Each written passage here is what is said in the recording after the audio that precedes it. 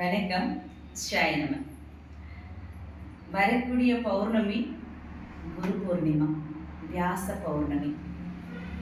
நீங்க உங்க மனசுல ஆத்மார்த்தமா சில பேரை நினைச்சிருப்பீங்க. அவங்கள நாம குருவா நினைச்சிருக்கோம்.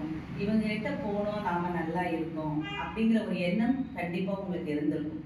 அந்த மாதிரி மனசுல இருந்துச்சு அப்படின்னா, மானசீக குருவாக அவர்களை நினைத்து கொண்டு இருந்த இடத்திலேயே நீங்க அவர்களிடம் ஆசை பெறக்கூடிய ஒரு அற்புதமான பௌர்ணமி தின விழான்னு நம்ம சொல்லலாம்.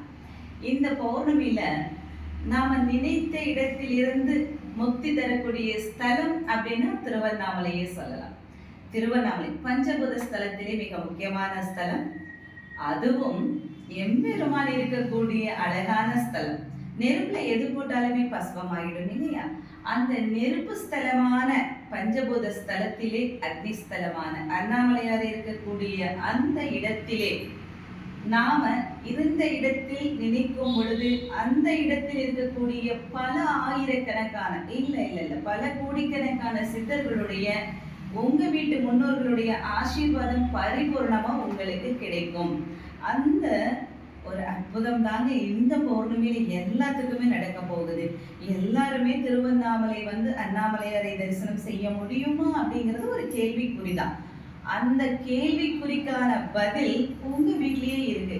2 தீபம், ஒரு தட்டு எடுத்துக்கோங்க. தட்டுல கொஞ்சோண்டு மஞ்சத்தூள், அது மேல கொஞ்சம் சர்க்கரை போட்டு ஓம் எழுதி, அதுக்கு பக்கத்துல அந்த தட்டிலேயே தீபம் அகல்களுக்கு 2 தீபம் போட்டு, தாமரை தண்டுல 2 திரி போட்டு தீபம் ஏற்றி வைத்து உங்களுடைய குருவை, மானசீக குருவை ஆத்மார்த்தமாக நினைத்து கொண்டு உங்களுடைய வாழ்க்கையில் எல்லா விதமான நல்ல பலன்களும் நலங்களும் கிடைக்க வேண்டும் என்று மனதார பிரார்த்தனை செய்யுங்கள்.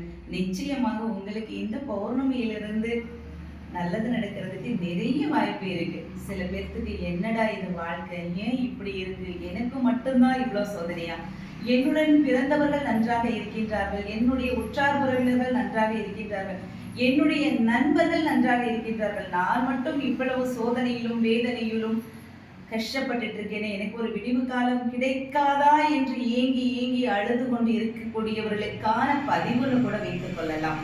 ஏன்னா அவங்க யார்கிட்டையும் சொல்லவும் முடியாது, அழக்கூட முடியாது. தனக்குள்ளே அழுது தனக்குள்ளே வெந்து ரொம்ப நொந்து போய் உட்கார்ந்துட்டு இருப்பாங்க. அந்த மாதிரி இருக்கிறவங்க உங்க வீட்டுல உட்கார்ந்து இந்த 2 தீபத்தை போட்டு பௌர்ணமி அன்னைக்கு கும்பிட்டு பாருங்க. நிச்சயமா உங்க மனசுல இருக்கக்கூடிய அந்த வருத்தமானது குறையும். நல்ல விதமான தாக்கம் ஏற்படும். பாசிட்டிவான எனர்ஜி உங்களுக்கு கிடைக்கிறதுக்கு நிறைய வாய்ப்பு இருக்குங்க. எல்லாமே எம்பெருமான் தாயாருடைய அனுகிரகம், அண்ணாமலையாருடைய உண்ணாமலை தாயாருடைய பரிபூர்ணமான அனுகிரகமானது அனைவருக்கும் கிடைக்க வேண்டும். எம்பெருமான் நம் தாயார் நமக்காகவே காத்து கொண்டிருக்கின்றார்கள், நமக்கு ஆசி வழங்குவதற்காக. இன்று மட்டுமல்ல, என்றும் நமக்காக, நம்முடைய தாய் தந்தையை விட மேலானவர்கள் அப்படின்னு நம்ம சொல்றோம். மாதா பிதா குரு தெய்வம், இந்த 3 பேர்த்துக்கு அப்புறம் தான் நம்ம சொல்றோம்.